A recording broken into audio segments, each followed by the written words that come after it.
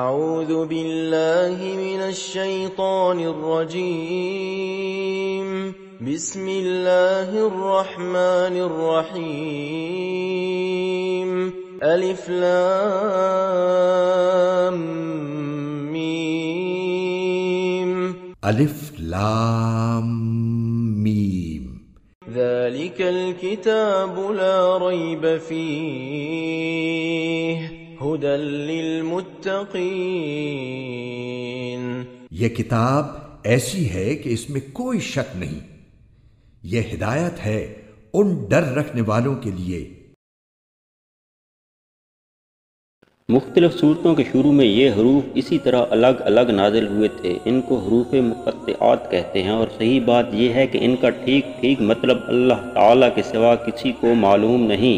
یہ اللہ تعالیٰ کی کتاب کا ایک راز ہے جس کی تحقیق میں پڑھنے کی ضرورت نہیں، اور عقیدے یا عمل کا کوئی مسئلہ ان کے سمجھنے پر موقوف نہیں۔ یعنی اس کتاب کی ہر بات کسی شک و شبہ کے بغیر درست ہے۔ انسان کی لکھی ہوئی کسی بات کو 100% شک سے بالاتر نہیں سمجھا جا سکتا، کیونکہ انسان کتنا ہی بڑا عالم ہو اس کا علم محدود ہوتا ہے، اور اکثر اس کی کتاب اس کے ذاتی گمان پر مبنی ہوتی ہے۔ لیکن چونکہ یہ کتاب اللہ تعالیٰ کی ہے جس کا علم لامحدود بھی ہے اور 100% یقینی بھی، اس لیے اس میں کسی شک کی گنجائش نہیں۔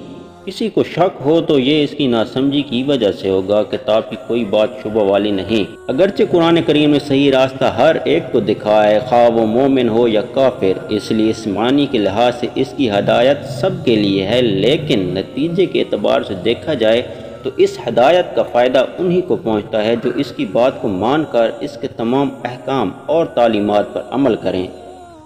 اس لیے یہ فرمایا گیا کہ یہ ہدایت ہے ڈر رکھنے والوں کے لیے جو بے دیکھی چیزوں پر ایمان لاتے ہیں۔ ڈر رکھنے کا مطلب یہ ہے کہ انسان یہ بات ہمیشہ پیش نظر رکھے کہ اسے ایک دن اللہ کے حضور اپنے تمام اعمال کا جواب دینا ہے، لہذا مجھے کوئی ایسا کام نہ کرنا چاہیے جو اس کی ناراضگی کا باعث ہو۔ اسی خوف اور دھیان کا نام تقویٰ ہے۔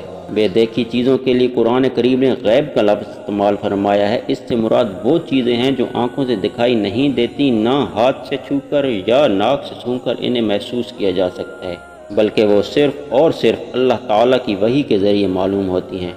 یعنی یا تو قرآن کریم میں ان کا ذکر ہے یا حضرت صلی اللہ علیہ وآلہ وسلم نے وحی کے ذریعے وہ باتیں معلوم کر کے ہمیں بتائی ہیں۔ مثلا اللہ تعالیٰ کی صفات، جنت و دوزخ کے حالات، فرشتے وغیرہ۔ یہاں اللہ کے نیک بندوں کی یہ تعریف کی جا رہی ہے کہ یہ لوگ صرف اللہ تعالیٰ اور اس کے رسول صلی اللہ علیہ وآلہ وسلم کے ارشادات پر یقین کر کے ان چیزوں کو دل سے مانتے ہیں جو انہوں نے آنکھوں سے نہیں دیکھی۔ یہ دنیا چونکہ امتحان کی جگہ ہے، اس لیے اگر یہ چیزیں آنکھوں سے نظر آ جاتی اور پھر کوئی شخص ان پر ایمان لاتا تو کوئی امتحان نہ ہوتا۔ اللہ تعالیٰ نے ان چیزوں کو انسان کی نگاہ سے پوشیدہ رکھا ہے، لیکن ان کے وجود کے بے شمار دلائل بھی مہیا فرما دیے ہیں کہ جب کوئی شخص ذرا انصاف سے غور کرے گا تو ان باتوں پر ایمان لے آئے گا اور امتحان میں وہ کامیاب ہوگا۔ قرآن کریم نے بھی وہ دلائل بیان فرمائے ہیں جو انشاءاللہ آگے آتے رہیں گے۔ ضرورت صرف اس بات کی ہے قرآن کریم کو حق طلبی کے جذبے سے غیر جانبدار ہو کر پڑھا جائے اور یہ خیال دل میں رکھا جائے کہ یہ معاملہ ایسا نہیں ہے کہ اس میں لاپرواہی برتی جائے۔ یہ انسان کی ہمیشہ کی زندگی کی بہتری اور تباہی کا معاملہ ہے، لہذا یہ ڈر دل میں ہونا چاہیے کہ کہیں میری نفسانی خواہشات قرآن کریم کے دلائل ٹھیک سمجھنے میں رکاوٹ نہ بن جائیں۔ اس لیے مجھے اس کی دی ہوئی ہدایت کو تلاش حق کے جذبے سے پڑھنا چاہیے اور پہلے سے دل میں جمے ہوئے خیالات سے ذہن کو خالی کر کے پڑھنا چاہیے تاکہ مجھے واقعی ہدایت نصیب ہو۔ یہ ہدایت ہے ڈر رکھنے والوں کے لیے کا ایک مطلب یہ بھی ہے